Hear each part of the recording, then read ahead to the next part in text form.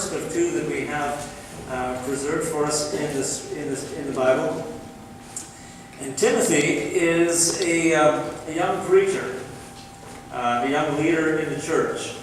And I thought today, well, with this emphasis upon the young people that we have had, that I would just maybe take the privilege as their pastor today to speak specifically to them.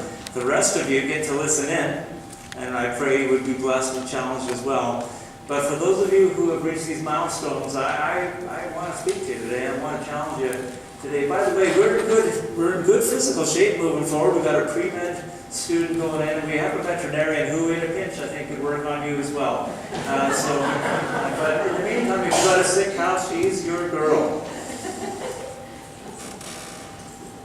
Timothy is a young preacher, teacher, and the fact of the matter is we actually don't know a whole lot about him. We know that he is receiving these letters from a character named Paul, or sometimes remembered as St. Paul. And we know that Paul and Timothy had a very endearing, close relationship. Timothy is thought of by Paul as his son. Paul was never married, never had his own biological children, but somewhere along the line met Timothy and just embraced him in such a close and affectionate and mentoring type of way that he speaks of him with these kinds of terms. We know that Paul had some relationships with Timothy's extended family, his mother, his grandmother, and we know that Timothy pastored and what Paul said to him. But we don't know a lot about him. We don't even know if he was a good pastor. What we do know, though, is that the church in Ephesus, where Timothy pastored, which we've referenced several times over the last few weeks, was at this time, historically speaking, considered a really healthy church, a strong church, a model church, an exemplary church. We also know this, that the next time we get a checkup on the church in Ephesus is about 30 years later in the very last book of the Bible called the Book of the Revelation. And in it, Jesus speaks to John, who's supposed to take a message to various churches. And one of the churches he's supposed to take a message to is the church in Ephesus. And where at this time we're reading about this exemplary church that Timothy is challenged to give brave leadership to, 30 years later, we hear Jesus saying to the Ephesians, what went wrong? Interesting, isn't it? What went wrong? You used to have it. You used to love me supremely. I mean, I know about the good things that you're doing, but somewhere along the line, you stopped making me, Jesus speaking, the focus and are doing some other things. So when we make a gauge or some sort of assessment of the effectiveness of Timothy's ministry, now 25, 30 years is a long time. We don't even know if he was still the pastor by this point. There's not much for us to go on to know, was he really effective? What we do know, though, is the instructions and directions that his mentor gives to him. Now, I sort of give that awkward introduction to say to you young people that I'm about to give to you some strong recommendations about how you should move forward in your life. I have no idea how it's going to turn out for you. That's going to be largely up to you. But I am prepared to say this to you, that if you would heed the words of the Scripture and endeavor to apply them in your life, there is a tremendously good opportunity for you to honor the Lord with your life, and the Lord, who is the giver of life, will then be able to take your life and to do some extraordinary things. You may even change the world, even if it's only one person at a time. So let me read to you these instructions that Paul gives to young Timothy. We're in chapter 4 of 1 Timothy. And I'm going to catch it kind of in mid-flight. I'm going to start reading at verse 9. And Paul makes reference to a trustworthy saying, and it may be that there was kind of a truism or a saying that was going around that everybody kind of knew. He said, this is a trustworthy saying that deserves full acceptance, and for this we labor and strive, that we have put our hope in the living God. We've put our hope in the living God. That's the saying. He's the Savior of all, and especially of those who believe. So he says to Timothy, command and teach these things. Don't let anyone look down on you because you are young, but set an example in speech, in life, in love, in faith, in purity. And then this personal conversation that Paul has with Timothy, until I come, devote yourselves to the public reading of Scripture, to preaching, to teaching. Don't neglect your gift, which was given you through a prophetic message when the body and others laid their hands on you. Be diligent in these matters. Give yourself wholly to them, so that everyone may see your progress. Watch your life and doctrine closely. Persevere in them, because if you do, you'll save both yourself and your hearers.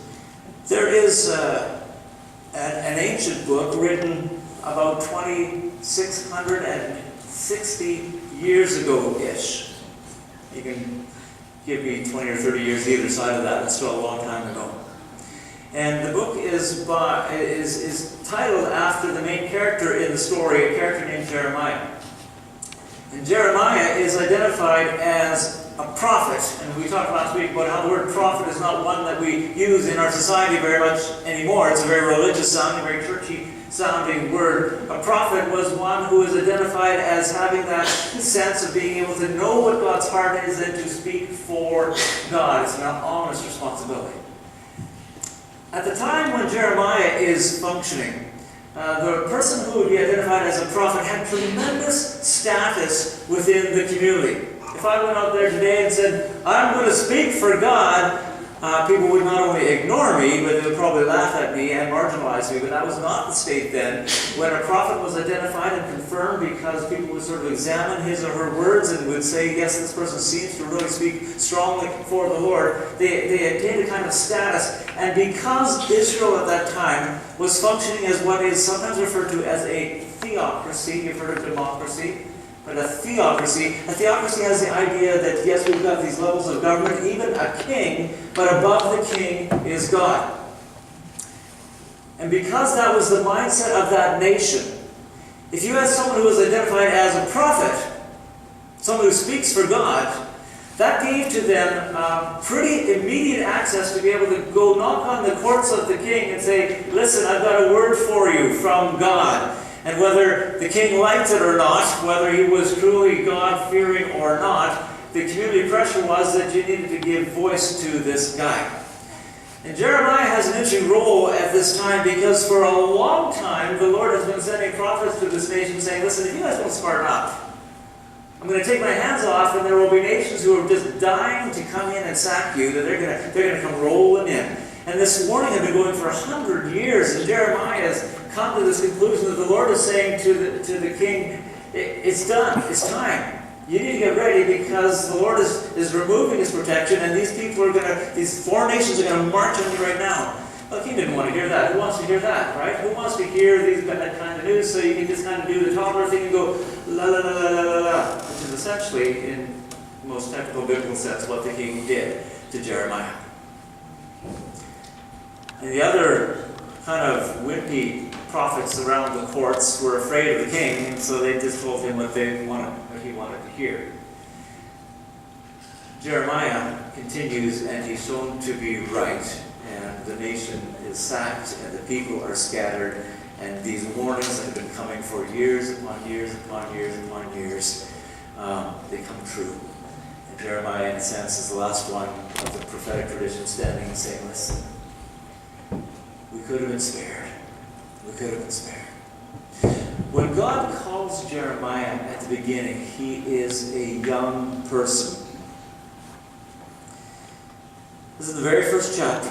The word of the Lord came to me, this is Jeremiah speaking, saying, this is what he sensed God saying to him, before I formed you in your mother's womb, I knew you. Before you were born, I set you apart. I had a plan for you. I appointed you, Jeremiah, as a prophet to the nation. And this is what he responds. Now, if you were to wake up one morning, young people, old people, whoever, and you had this overwhelming sense that God was speaking to you, and God was saying to you, I have appointed you to this extraordinary mission to be a prophet to the nations, which means, among other things, that you're going to have to talk to kings. Hey, I can't compete with that.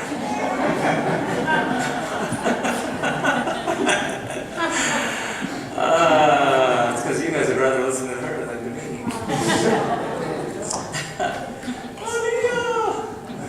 Listen, Malia, warning to you. I've dedicated and baptized a whole lot of babies. Not one of them have ever cried on me. So don't you start practicing now for that day when I do that.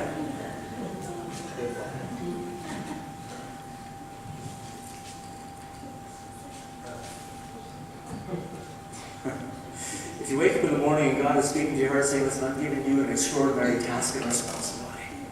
Something that is going to be so huge and overwhelming, you might very well respond exactly the same way that Jeremiah responded. Sovereign Lord, he says, I don't know how to speak. I don't know how to do that. I'm only a child.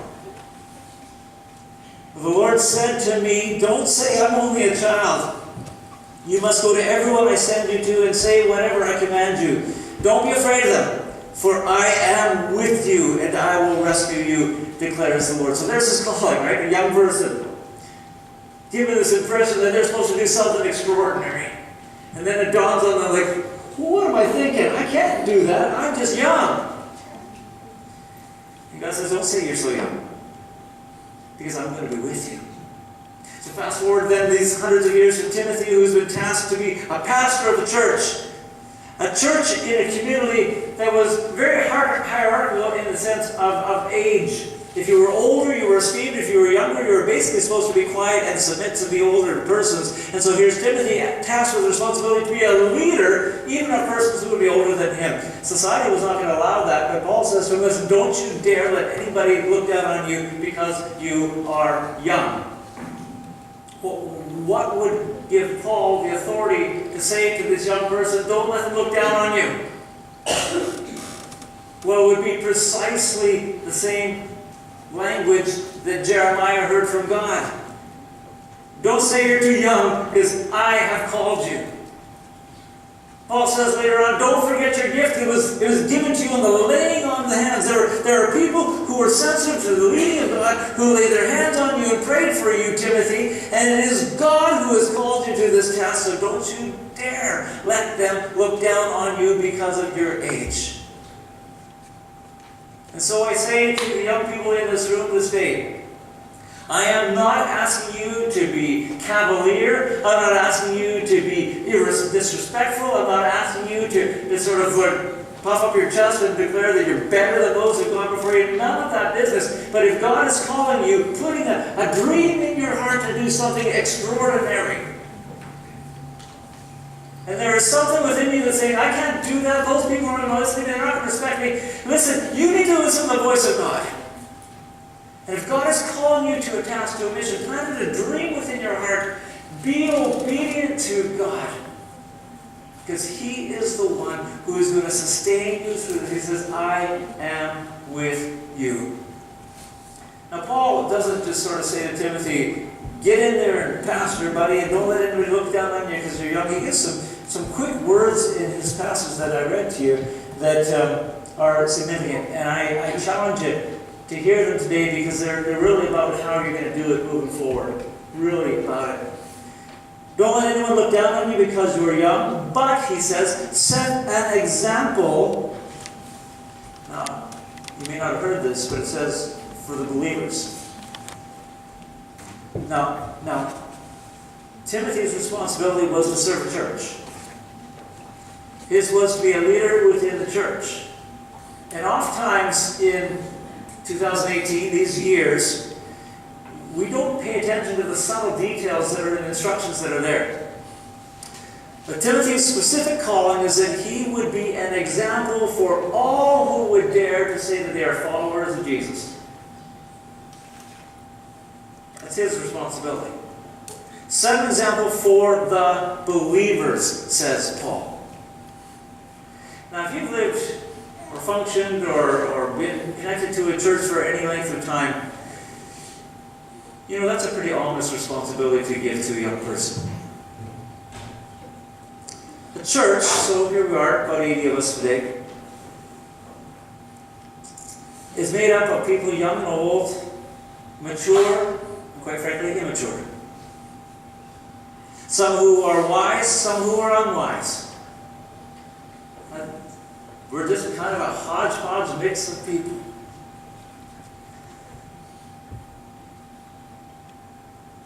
And because of that,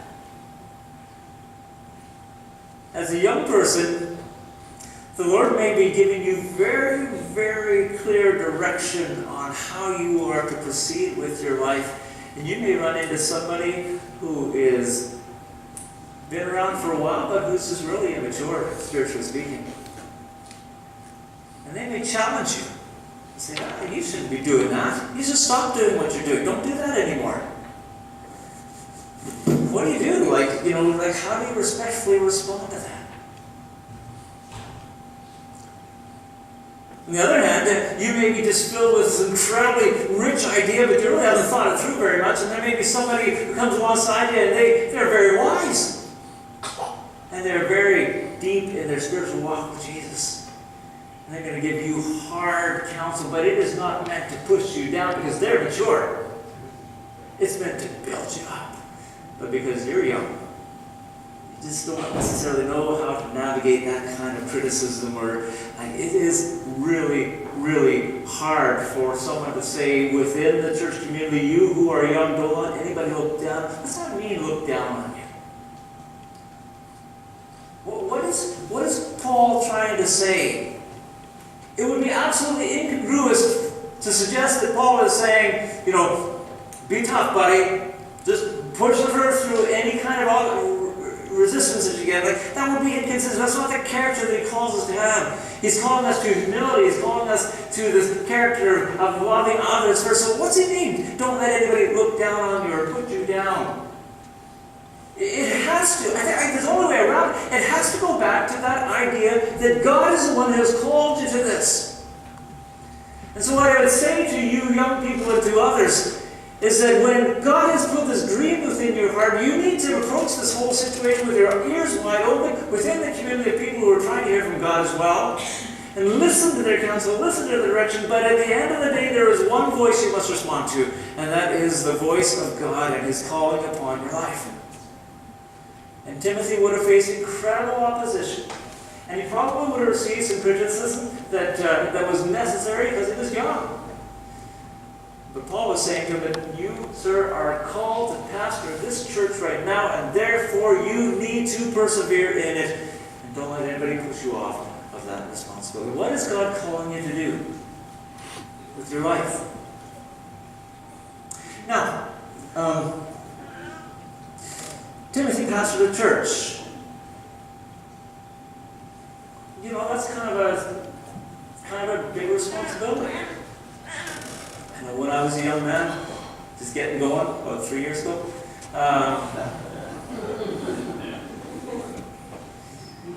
the thought of getting up and preaching to persons who had been walking with the Lord for 50, 60 years was incredibly intimidating to me. What do I have to offer that? But here I am, 100 years later, and I'm still doing it, and God's blessing me. Jeremiah, though, right? You're going to go and talk to kings. And when you step back and look at the examples that the pastor just gave to you this morning of the guy who came to be a pastor in a church, we're not just talking about a church inside of a building, but the whole city, wherever the Christians were gathering, that was Timothy's responsibility. And a prophet to kings. I believe that there's incredible opportunity in every one of us in this room. But the number of people who actually end up in those kinds of roles where they can speak into the hearts and minds of the administrative authority, the kings of the land, it's not many of us. It's not many of you. So why are these examples even pertinent to my life? They're pertinent because this. Jeremiah declared the word of the Lord and nobody listened to him. Well, few did. He did. And Timothy pastored the church in Ephesus, and I don't know how effective he was, but within 25 years of his ministry, they're off the rails.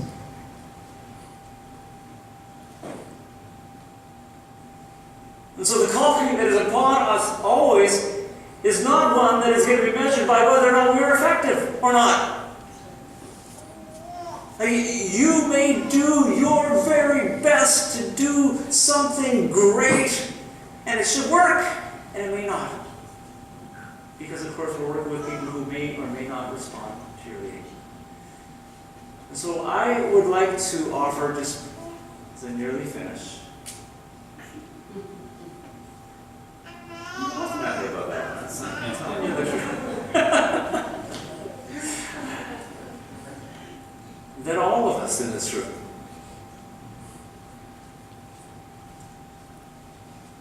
think of the fact that ultimately our calling and our mission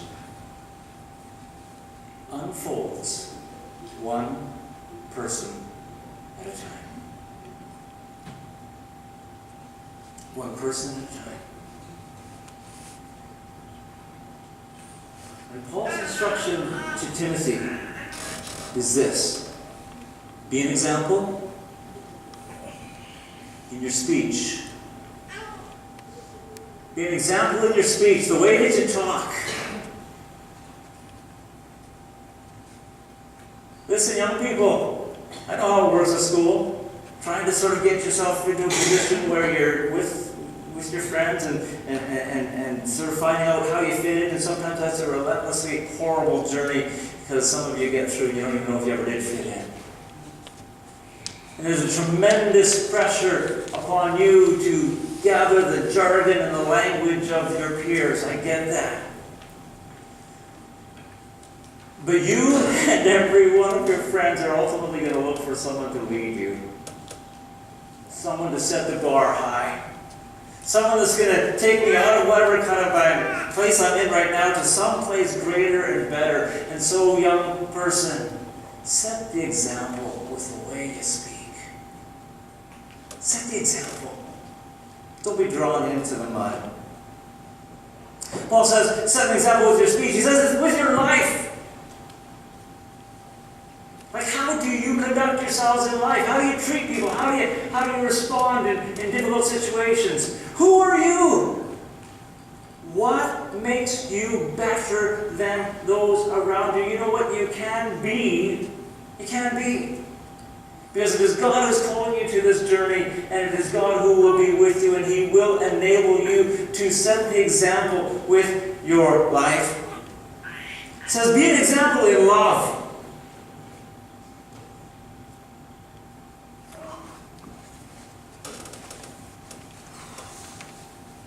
I don't even know if our society knows what love is anymore.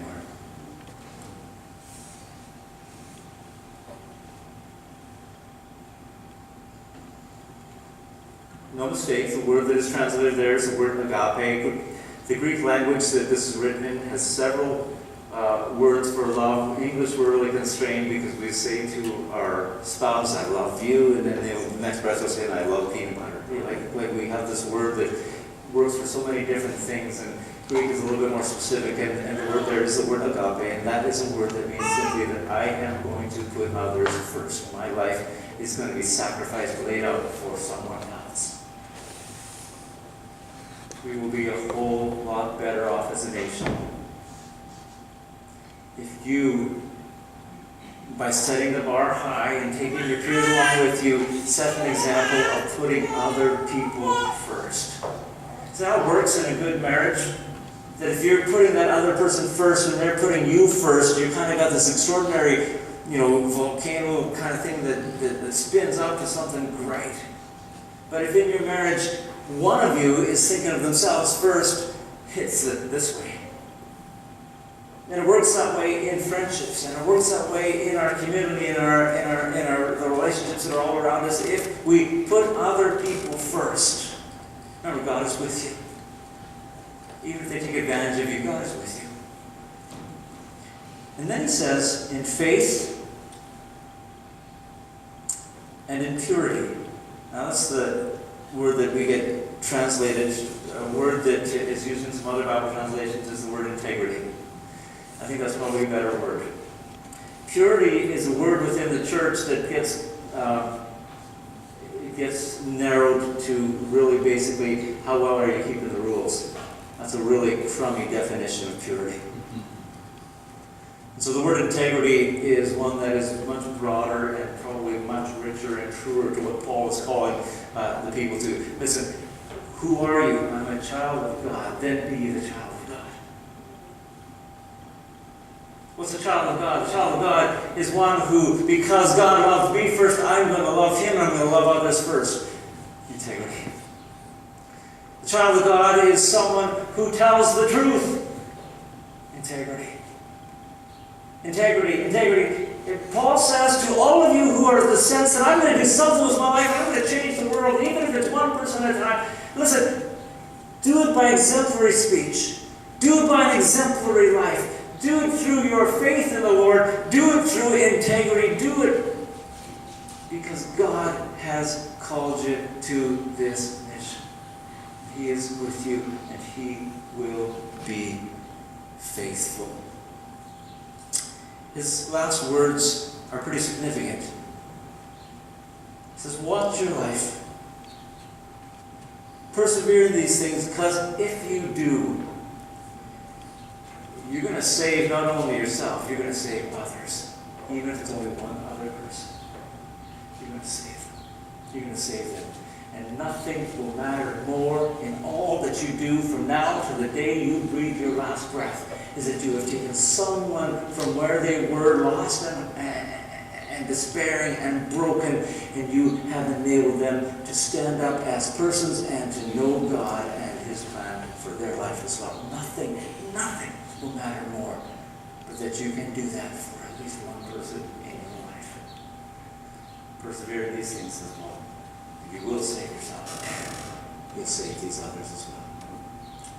Let's pray.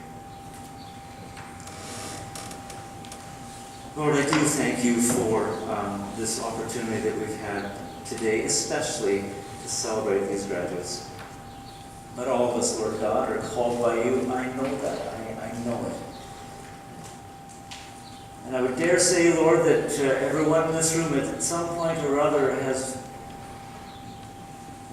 wondered about their lives and what they can do, and that whisper in their heart and mind maybe only got as far as wondering if it was from you. I pray, Lord God, that you're calling upon us as individuals would become richly focused in our minds right now. Young, old, Lord God, I want to, and I pray on behalf of my congregation, we want, even if it's just beginning today, to be obedient and faithful to you. Help us, Lord God, to follow your calling upon our lives. In Jesus' name, amen. Amen. Well, Pastor Carolyn asked me beforehand how we'd like to finish the service, and I thought, let's finish with some energy. And we're going to sing a song that we sang a little bit earlier, and I invite you to stand, and we'll sing it as a response to God's word this morning. And then if you are able to stay and celebrate with our grads, we've got this luncheon after the service. Stand, let's sing in response today.